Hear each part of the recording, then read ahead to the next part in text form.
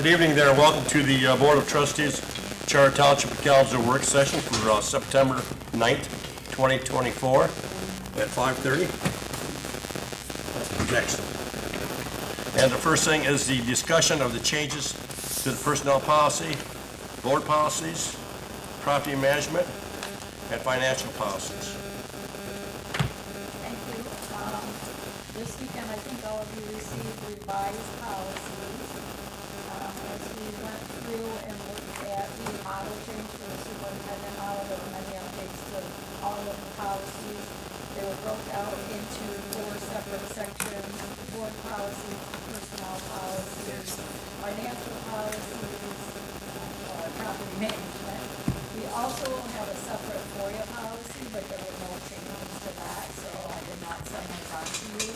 I'm hoping over this next week to week and a half that everyone can look it over, pick up any typos. If you have any questions, I tried to keep the changes very specific to just the model change.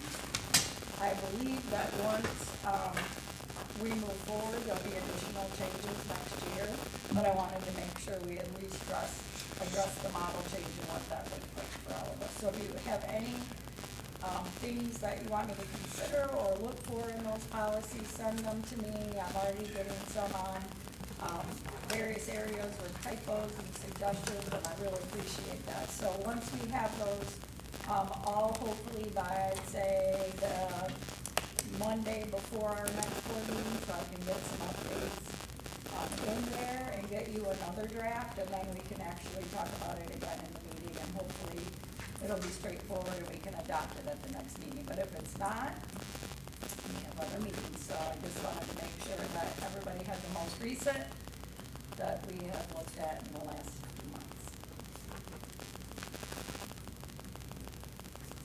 Okay. The next one is the, anybody any questions? Do you mind I'm sorry. if we have a Yes. discussion now Yes. on this? Yeah, go ahead.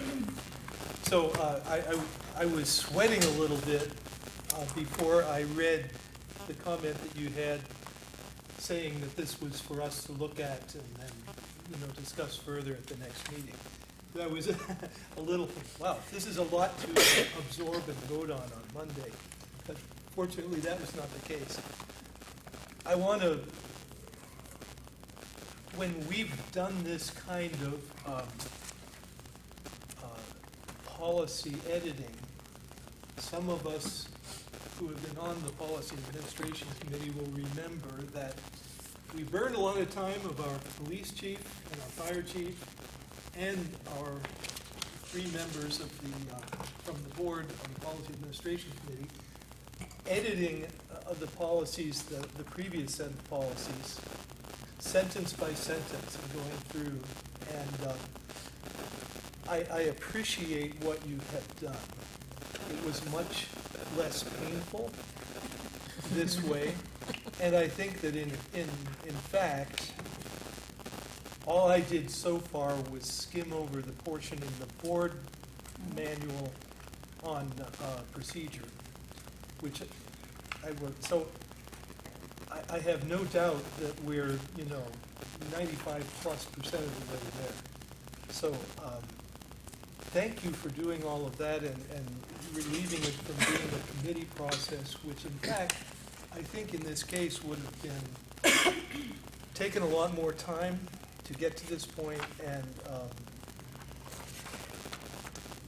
be less efficient, certainly. So thanks for that. Very good. Any other questions, comments? Has anybody looked at them yet? Oh, yeah. Okay. Started to, not in detail. Okay, all right, good. I'm going to. I thought you just put me in. Anything else? All right, we'll move on to next. I'm good here. Okay, the next one is the paid on call firefighters. They did get 11 paid on call firefighters that they put on, and on Station 4 they put on 4. On Station 2 they put on 5, which is Eastwood, and Northwood they put on 2. So we have 11 new firefighters. And the names are in the packet. I'm just kind of weighed off because I'm hoping that Jarvis might come to the work session. We'll be at 7:30. And I'll let him go through the names. I'll be doing this earlier. Yeah, I'll let him do it. Okay? Any questions about that? Okay, so that's the highest number that we've done, put 11 on that time, so that's quite a feat to come. All I right, did want to, sure, go ahead. thank you. Earlier today, Chief Baird said that 100% of the female applicants were hired. Yeah. Yay. Yeah, and I'm not even sure, I didn't talk to Jerry, so I'm not even sure how many there is. I want to say 3. I see two. Two. There's two. I know there's 2. I know there was 2 for sure. There's two. Okay. So that 2, that gives us 3, that gives us 4. 5. That gives us 5. So we're gaining on it. So, any other comments?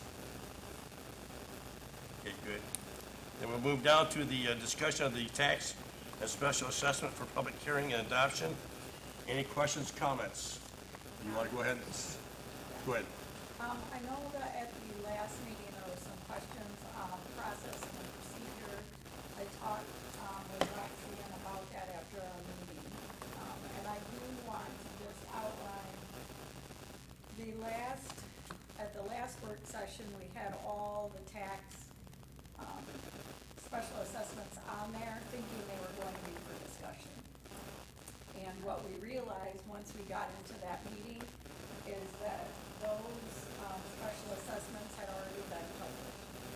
So Roxanne had already published those. I know there was some confusion on, hey, we didn't talk about that, when did we get to talk about that? But at this point, they were already published. So those discussions tonight, we can talk about during a public hearing, but those are the tax assessment that were intended for tonight's discussion. I will say, and you will see some of this in the policy manual, we have it on there to discuss much sooner, more like June or July if we want to get into changing and lowering those assessments. So just so that everybody's aware, that is what happened last time. I discussed that with Roxanne and next year, we will bring that forward much earlier, and then we will have a process where we sign off before it's published. Yep. So I intended to look up all of last year's rates, but I did not get that far with them. As I was looking up various things this afternoon, could you inform us about which of the special assessments and other millages, which ones of them have changed? Do you have that? Yes, so each resolution has outlined last year and this year, and these are only a couple of things. And the charter millage has changed.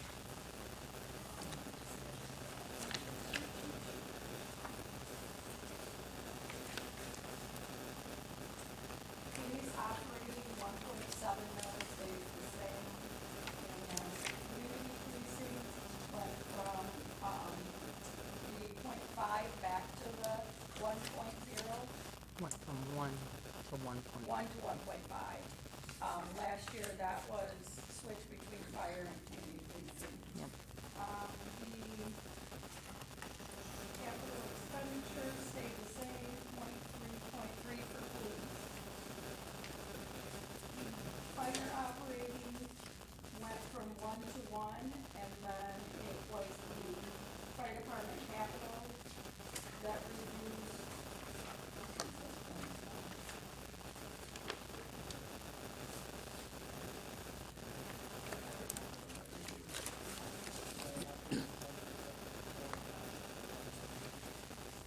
.5 to 0.5?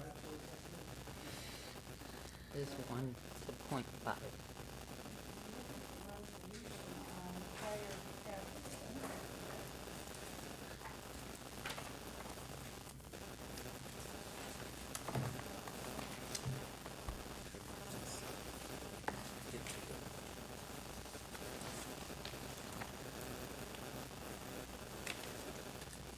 Item 9D. Individual is 0.5. Yeah.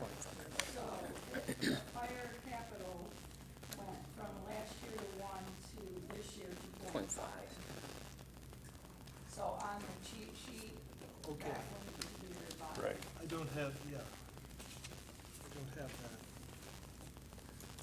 street lighting stayed the same, solid waste stayed the same, the road bond stayed the same.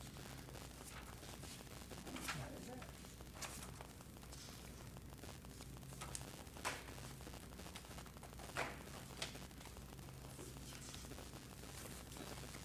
And then the charter millage is at 8.8847, Yes.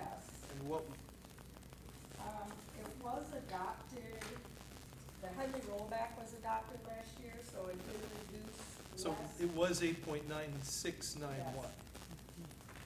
Yes. And now it is 8.8. Yeah. So it reduced from the rollback, however, it increased from the original millage prior to the rollback, just so everyone understands that piece of it. Very good, thanks. Steve? I'm trying to remember, I think the earliest I remember a board in my tenure has been August that we've talked about special assessments.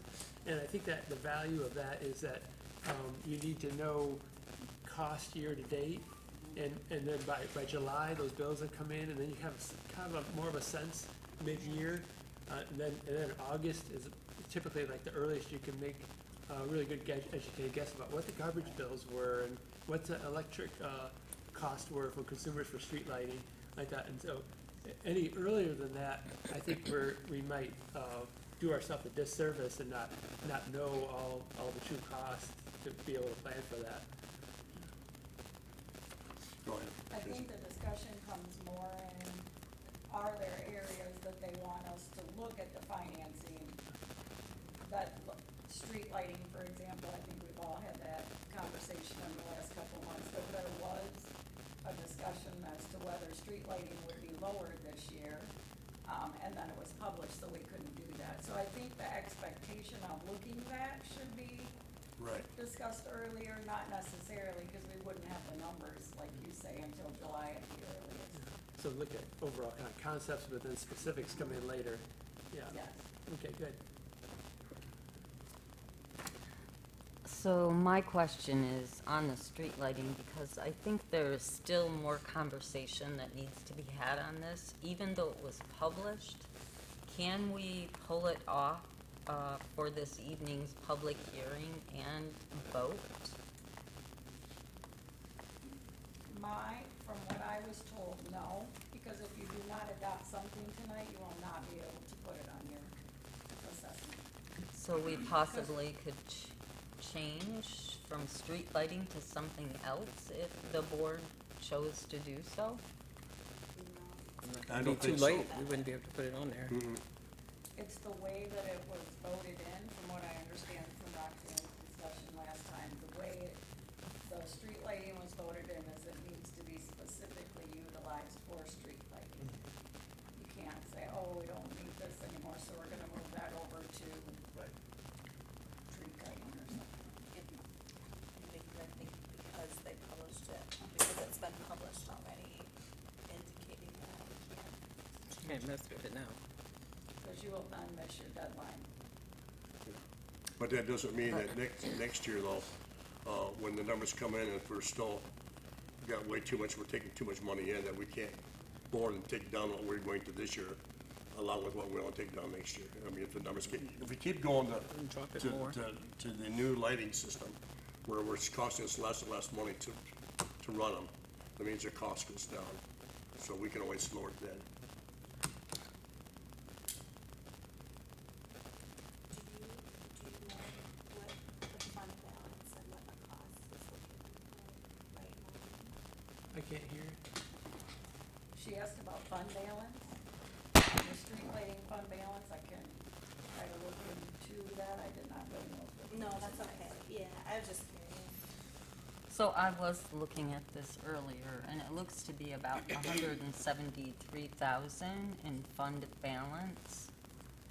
But again, having further discussion on this, because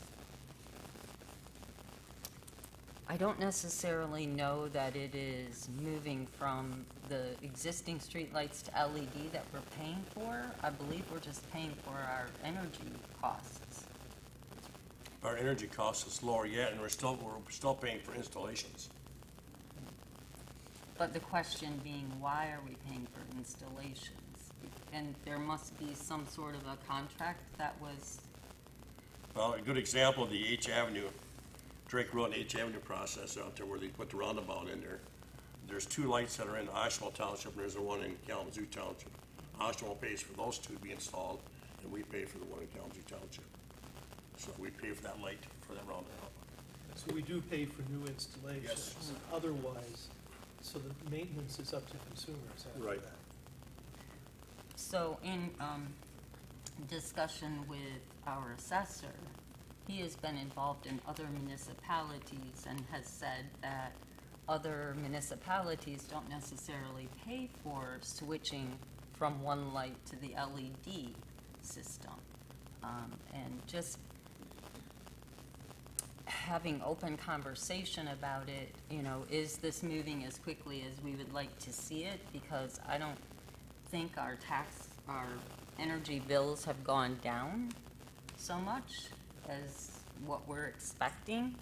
And if we're just continuing to charge the 0.4 mils for street lighting, again, what I'm seeing in the general ledger is we're paying for our energy bills throughout the year.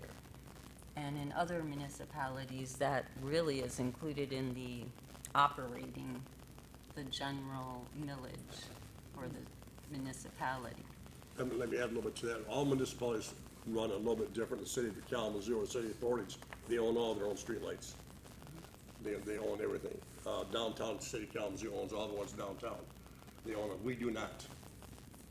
We pay for installations, but we don't own them. Right. So, like I said, every municipality is different, so it all depends what this municipality decides, how they wanna do it, how they wanna take care of the streetlights. And that's something as a group you guys would have to decide. Right now, the way it is, it's the way it's set up right now. So the reason I bring this up is talking about the future of Kalamazoo Township and having that millage be associated with another purpose for the future. Just, you know, I'm just asking if we could pull this one off to have a conversation, but it's sounding like it's not possible at this point, just because it's been published. It has been published and voted on. We didn't vote on it. Voted on to have it published. We did. No. We did not. Go ahead. So I'm looking at right now a fund balance of about $173,000. And we pay out, per year, it looks like $167,000. So we are not that far off from a fund balance to assessment, but we bring in about 200. So I think next year having that discussion, but if we pull it off tonight and we don't adopt that, then we would not, I mean, we barely have fund balance to cover our property or our property tax assessment for next year.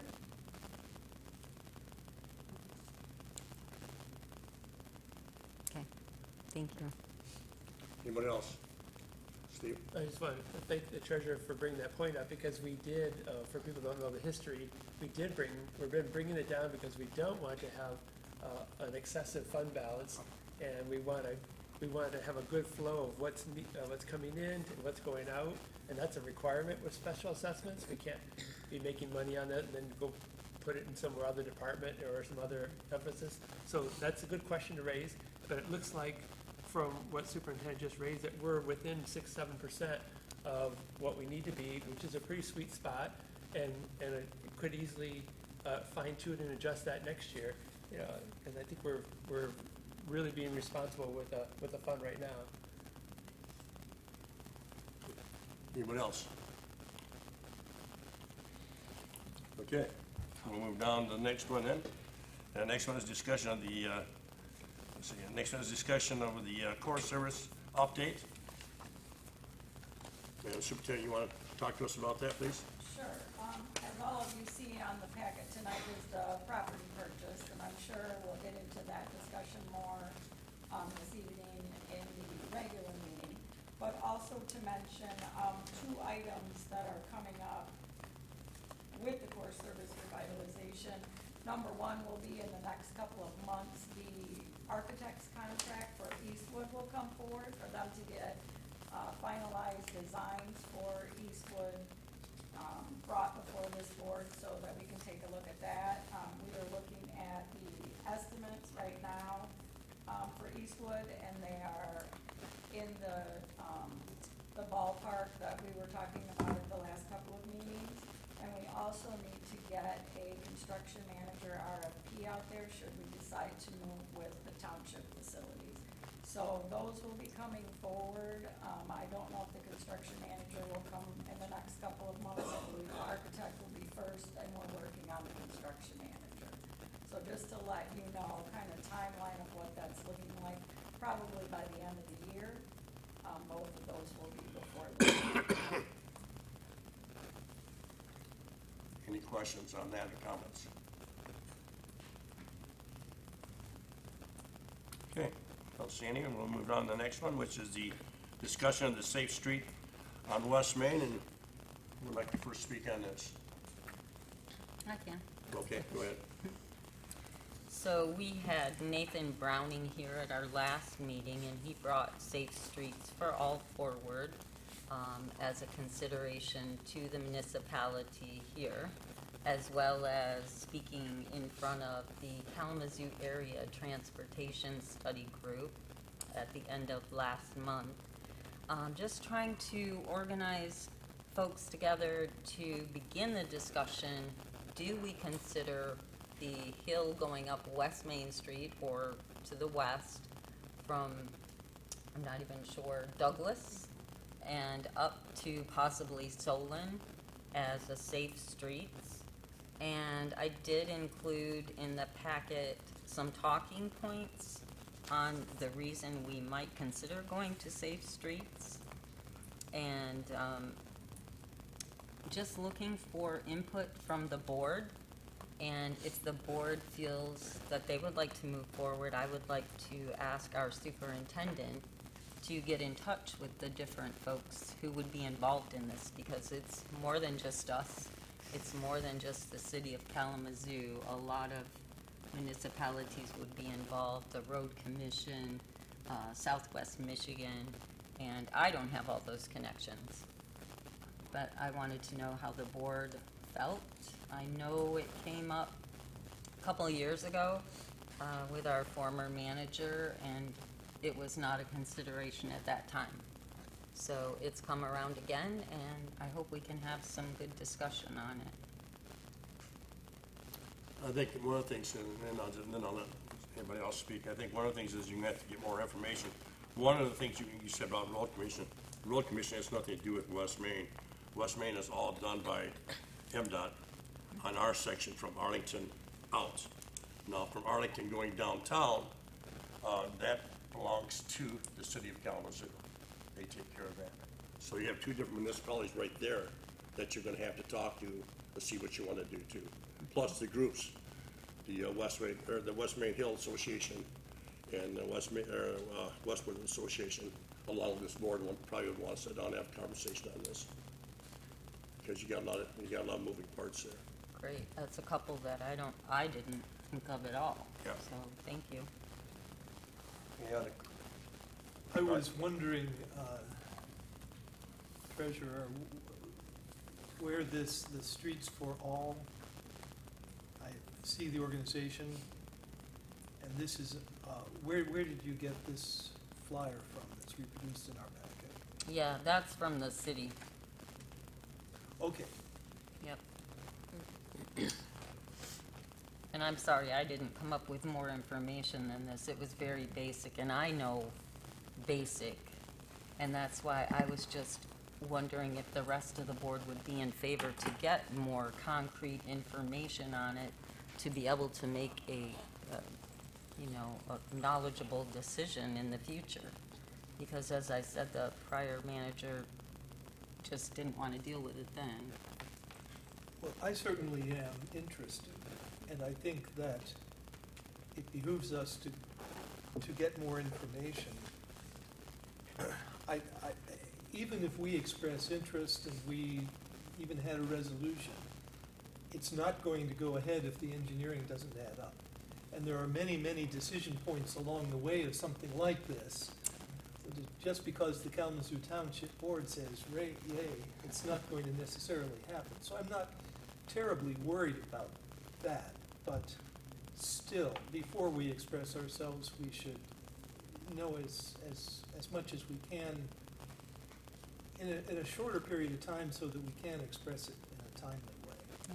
So it is, the city's process is moving ahead, I understand. Ashley? Thanks for bringing this up so quickly again, especially after Nathan came and gave us some thoughts, and I'm glad that you went to the CAPS meeting and were able to hear them again. Can you give us a sense of how that discussion went with other groups there at the CAPS meeting, and were people, I guess, what do you see as it taking to kind of keep this discussion alive and move it forward? So the discussion, really, there was not a discussion. Nathan spoke, as well as Jim Ferner spoke, in favor of moving towards this safe street design. But again, he was just there to present it, to say, we're putting this out there to begin the discussion. And as Mark had said, you know, being educated is the first step. Were there any comments that you recall from the CATS members? There were no comments. They just did their presentation and left, so. Anybody else? Steve? But just a little tidbit is that we've learned, you know, MDOT, through our work with CalSec and their minor PUD expansion that we heard the presentation last meeting, we heard about MDOT's plans to put a sidewalk on the south side of West Main where there isn't one right now, and then the refuge islands, I think they call them, like pedestrian midways at West Main and Northampton and east of Cherokee, and then improve the one that's existing at Kendall, like that. I learned from the MDOT engineer last week that that's gone out to bid. So depending on how the bid prices come back, you know, if it comes out really favorably, they might even do more, he said. But this is their target for those improvements. So, you know, some things are already in action by MDOT. Just, I think what Treasurer's saying, just the need for everybody to come to the table and maybe make it go further. Anybody else? Well, I think that having these conversations when the city is making changes will just help. If we decide that we want to push to go in that path, trying to orchestrate when they're doing their changes might be beneficial. All right. We're down to items that are on the agenda. Is there anything on the agenda that we'd like to talk about? I'm sure there's got to be something.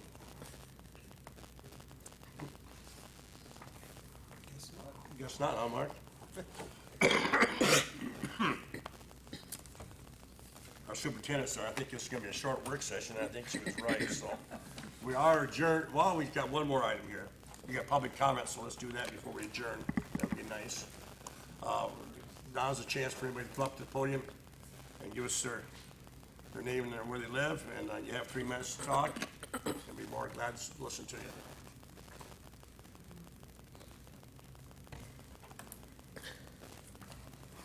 Hi, Tony Kennedy, 1114 Arthur Avenue, resident. I don't know if I'm prematurely jumping into the packet that is the 7:30 meeting, and there's so much in there regarding the bills and different millages and a new home for the township that I thought that I was pretty informed and paid very close attention to a lot of things. And the fact that Azon, you want to do a redistricting industrial zone near Ravine Road, you know, I'm kind of confused about. I'll probably read everything by the time we get to 7:30, but I'm a little confused by the fact that they're saying that everything was posted on August 20th and 24th. Live, one of the biggest issues that we have here in Township is that a lot of people are not aware. And I'm pretty sure that I don't even see the Gazette anymore unless it pops up somewhere on Facebook for me on live, in M Live. So I'm not really comfortable.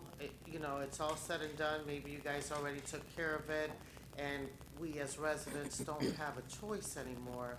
But I'm really confused at everything that I'm seeing in the packet, and all these millages and or mills, excuse me, that are being applied for our bills in December, and I've heard nothing about it, and I'll take ownership of that. And I'm just not very comfortable, supporting as a resident, knowing that these things are coming up and we had no awareness of it. The thing about Azon said September 1st. That was last week. Okay, September, that was a holiday weekend. So I don't know when anybody would have had an opportunity to go ahead and do any kind of search. So I'm uncomfortable with that, and you know I support police, fire all the time, unconditionally, but there are some things that I looked at that I don't feel comfortable with, and I'm hoping that you'll explain it a little better in the session this afternoon. And just for full transparency, in case all of you don't know or do know, I am running for township trustee. I just didn't want that to be a surprise for anyone. And I don't know if I'll make it or not, but, you know, I'm looking to provide some type of balance to the board as well, and some fiscal responsibility, just so that you know where I'm coming from. And most of you know me anyway. But thank you, and thanks for the information, and I hope I wasn't premature in bringing that to your awareness. And 1114 Arthur Avenue and the Road Commission and I we're just not figuring this piece out. So I'm hoping we're able to discuss that. Thank you. Thank you. Anybody else, please? Do we have anybody on Zoom? Mr. Fern, go ahead. Okay, can you all hear me? Yes. Okay, fine. Anyway, a little bit on road guides that I've learned over the years, so kind of all about the illustration statistics, but not fine, road guides encourage more common community focus, complete streets and bylaws. Those who live around the work will pass the council's streets resolution.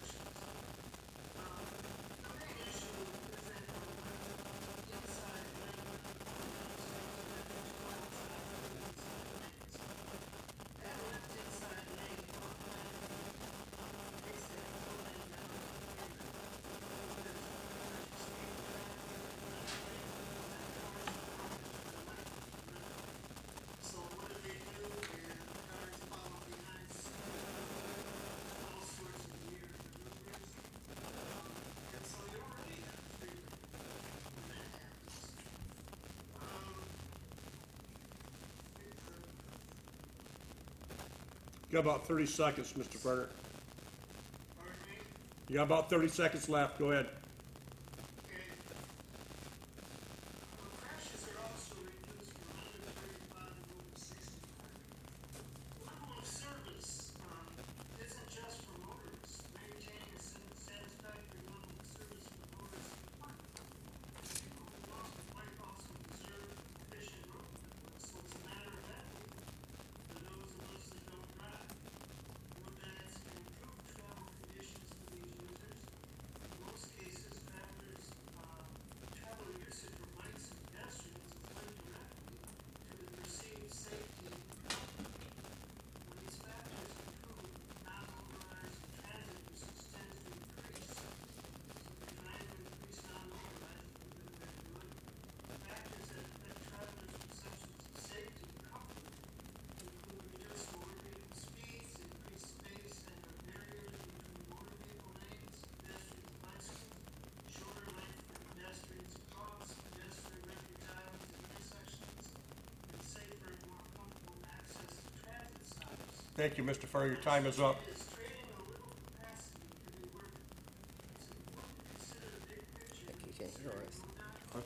He said he's having trouble hearing us. Safety for all climate. You want to tell him his time is up, please? This can require accepting a small decrease in mobility, gain a large increase in safety. Mr. Farner, your time has expired. Yeah, sure. Thank you. Is there anybody else on Zoom? Anybody else on Zoom that would like to speak more, unmute yourself, you'll have 3 minutes to talk to the board.